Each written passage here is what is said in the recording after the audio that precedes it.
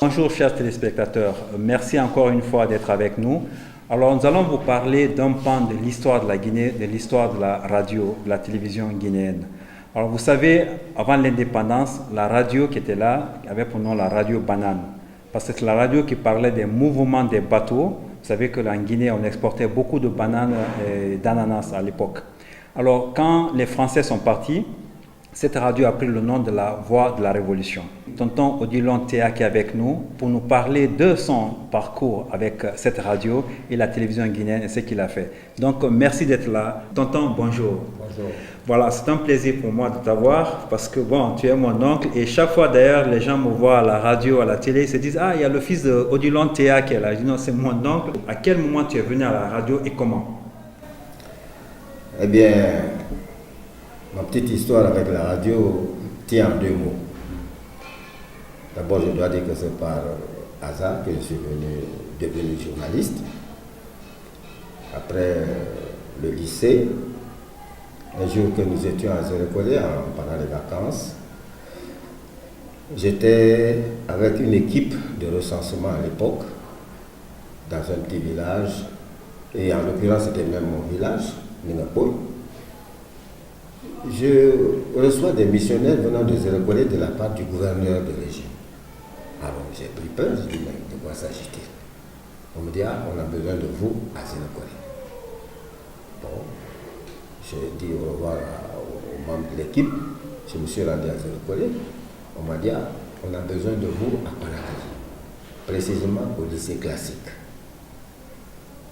Et en cela, mon voyage était assuré parce que je suis parti, j'ai quitté Zérekolé par avion. À l'époque, il y avait un avion UTA qui faisait Conakry-Zérekolé. Donc, je suis arrivé à Zérekolé et le lendemain matin, je me suis présenté au lycée classique où j'ai rencontré d'autres camarades. Et le ministre Béhanzin est venu à notre rencontre. Il nous a fait comprendre qu'on avait besoin d'une nouvelle génération de journalistes. Parce que ceux qui étaient là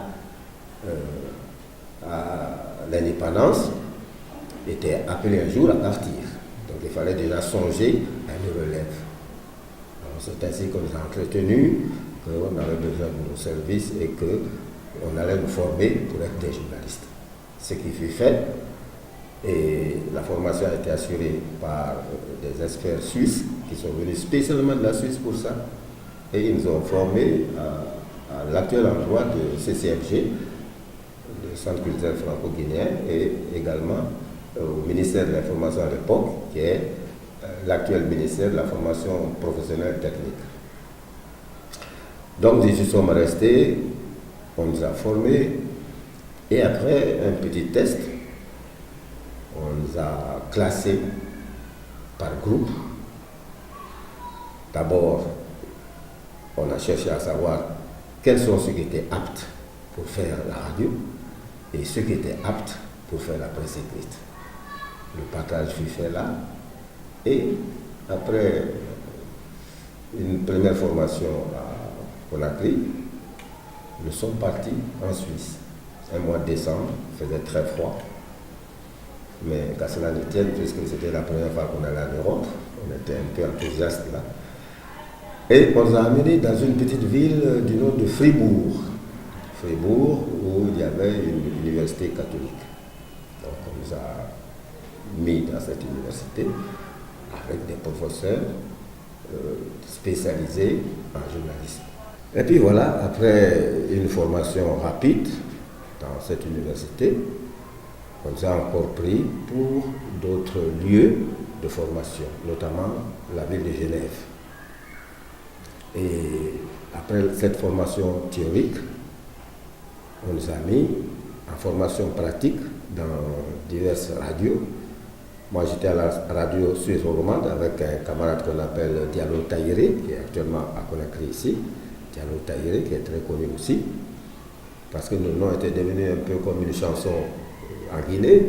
Quand on nous voyait, la première des choses pour nous faire plaisir, on dit au micro, Odilon Théa, Diallo Tahiré, Amadou Kenema. Donc nous étions ce groupe-là qui avait été choisi pour la radio. D'accord.